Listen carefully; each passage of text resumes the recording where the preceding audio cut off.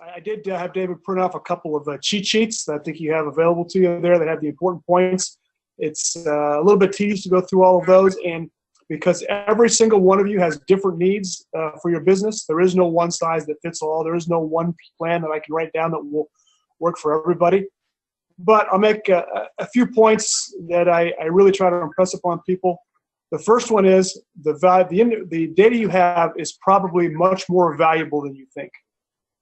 Most businesses take that for granted. They don't spend much time thinking about the amount of data they've accumulated over years or decades of business and the value to the business. The second thing that I'll try to convince you of is that your data may be less secure or less well protected than you think.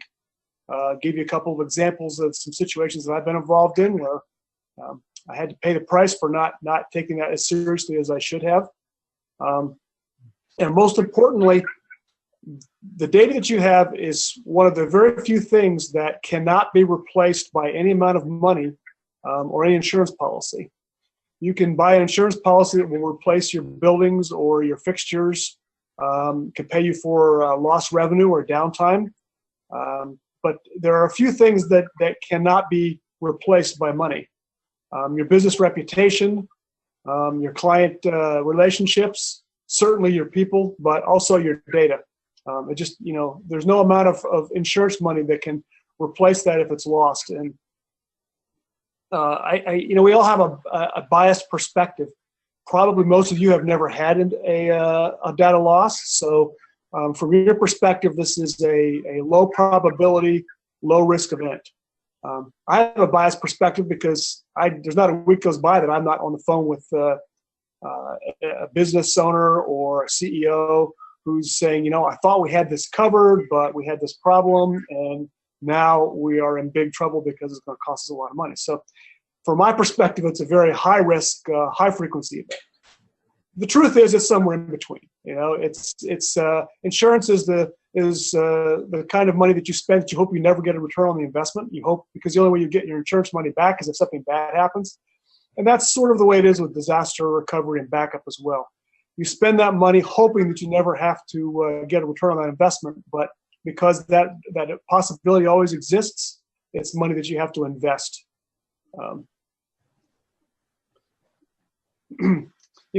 Sometimes I look at this in terms of the airline industry. Air travel has become extremely safe. Airplanes are remarkably reliable, considering the complexity of the technology. Tens of thousands of flights take off and land around the world every day, and incidents are very, very rare. The airline industry has not gotten to that point without investing a lot of time and a lot of energy and a lot of money. And there have certainly been some very painful incidents in the past. There have been plane crashes where there were no survivors. And the way that the airline industry has built that kind of reliability is by investing in three things. One is training. The people who fly the planes and the people who maintain the planes are highly trained, and they're continually being trained. I have two brother-in-laws who are airline pilots, and they spend many hours every year retraining, and it takes them a long time to get to the point where they actually are allowed to actually fly that airplane. Now, as a small business, you cannot afford to invest in that kind of training for your people. But fortunately, you can engage other people who have that kind of training to help you. The second investment that is made by the airline industry is in proactive maintenance. The old adage of if it ain't broke, don't fix it does not apply to critical, complex systems. You can't wait till it's broken to fix it. You have to proactively monitor it and maintain it to make sure that it doesn't break, because once it breaks, it's too late. And the other thing that the airline industry invests heavily in is redundancy. Airplanes stay in the air because they have redundant systems. If a system fails, there's a backup. If the backup fails, there's another backup.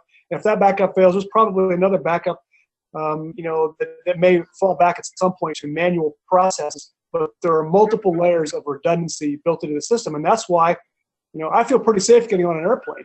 You think about, this big heavy thing that takes off and flies through the air. It's amazing that you can get on there and feel as safe as you do.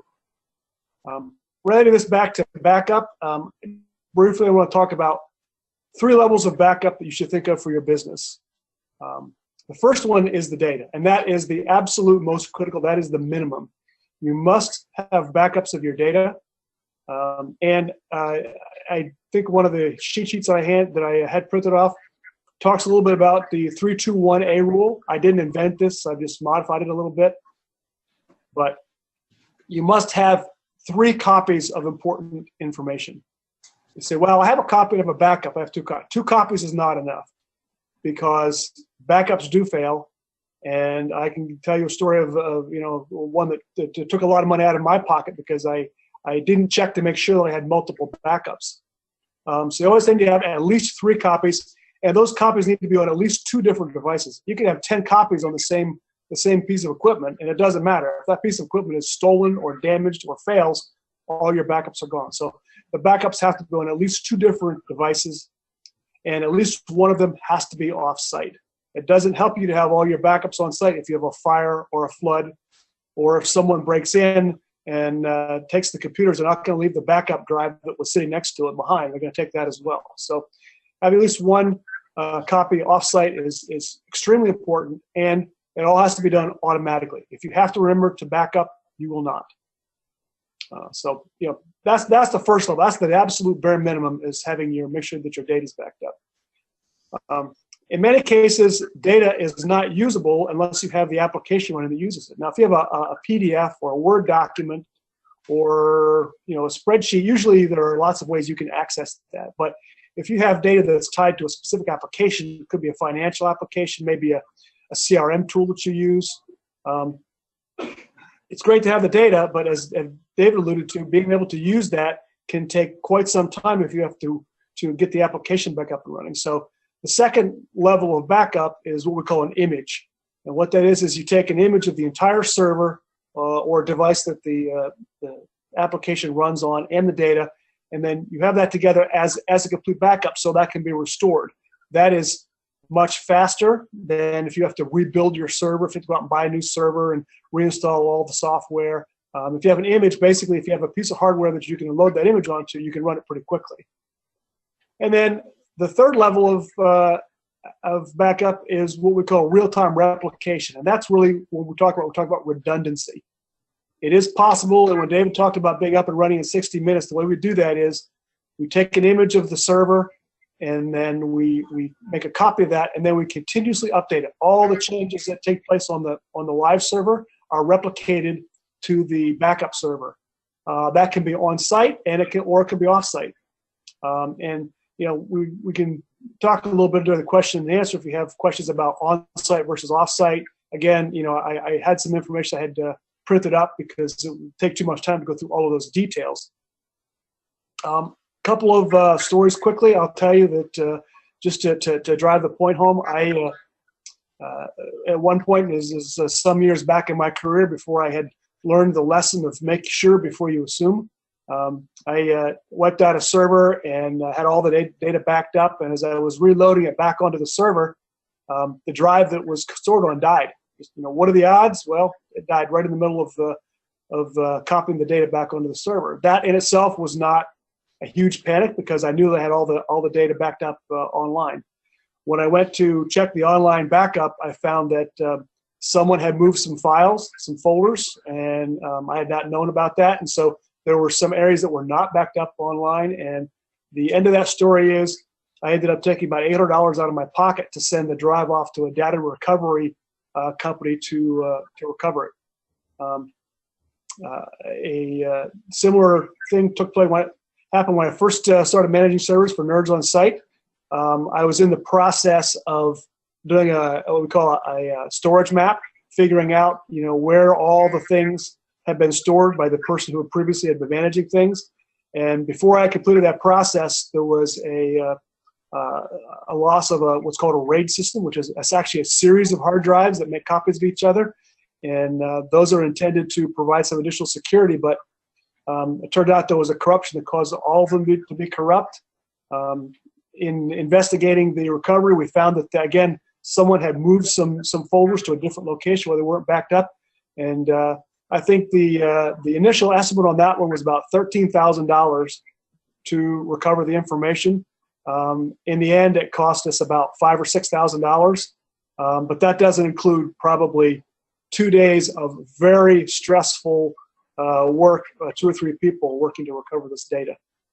And the last little anecdote I'll give you is one actually very recently. This was actually a couple of weeks ago, and we had a medical provider in Canada. It was actually a series of about 10 offices, and they came in one morning, and their patient data was all scrambled. It was actually had been encrypted, and in fact, their backups had also been encrypted, and they had a message that some organization, some criminal organization out of somewhere in Eastern Europe had hacked into their system, had encrypted all of their patient information and their backups, and was attempted to extort money. For quite a considerable sum of money, they were willing to provide the keys to decrypt that data. In this case, there were some backup devices that were well protected, that had information that had been backed up to them that the hackers were not able to get to, and there was an online backup of the critical information that the hackers did not have access to.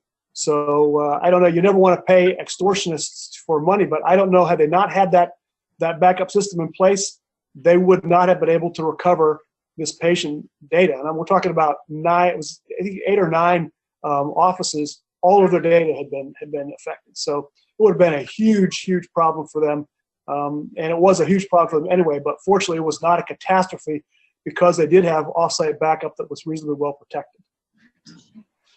So that's just a little information, a couple of my experiences, and I'll turn it back to David, and he'll take it from there. All right, Dennis, thank you very much. If you would hang with us there, because we're going to be some time for some questions after. I'm going to ask, and I apologize for you guys viewing, that we turn the lights back on for this next part.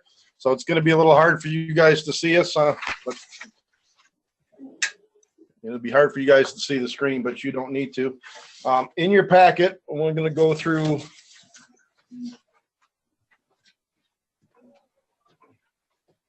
we have more of those, don't we? A bunch of those packets.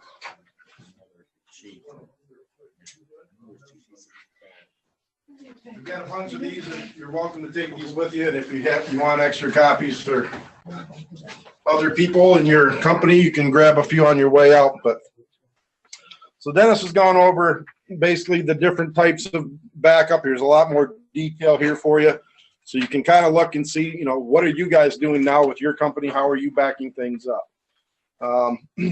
So those first 2 pages are just full of a lot of information that you should really take back. And if you don't know, find out how your company is doing this, because even if you're an employee of the company, your hard work's there somewhere. You want to know that you don't have to recreate that. You want to be able to get that back. So you might talk to your IT people.